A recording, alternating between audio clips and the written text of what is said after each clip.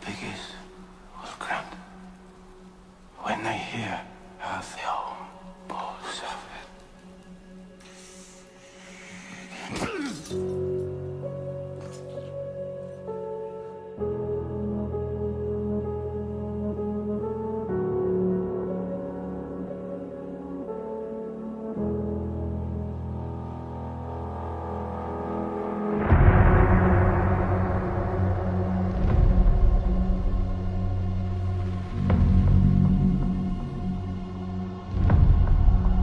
Tried so hard and got so far, but in the end it doesn't even matter. Father's dead. I had to. So now we're grunting. So what? We will have to avenge our father's death. We raise a great army. An army bigger than ever before. Not such a great army after all, my Lord Bishop. Can we not expect to dispose of these heathens quite easily? I'm not sure you realize the scale of their possible retribution. Ragnar Lothbrok was not only their king, father. He was the most famous man in their world. They're here. Who? Who's here? The great heathen army. You're about to receive a great heathen army. We've landed on the coast. I promise you, they're already well prepared for any incursions into our kingdom.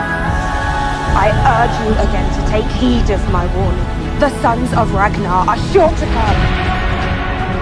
God help us. I don't think he can.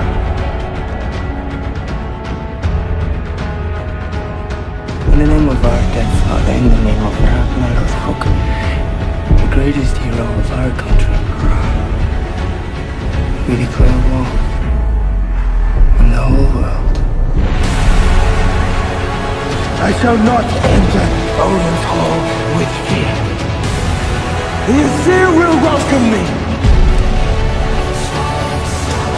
My death comes without apology. And I welcome the Valkyries to summon me home. There, I shall wait for my sons to join.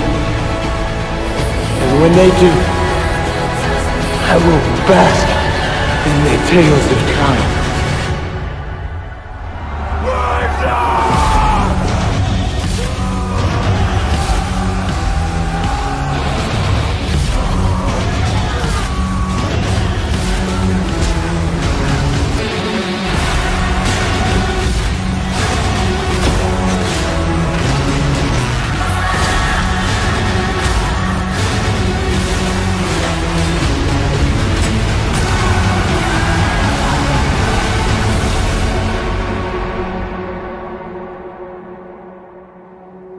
Our father abandoned us.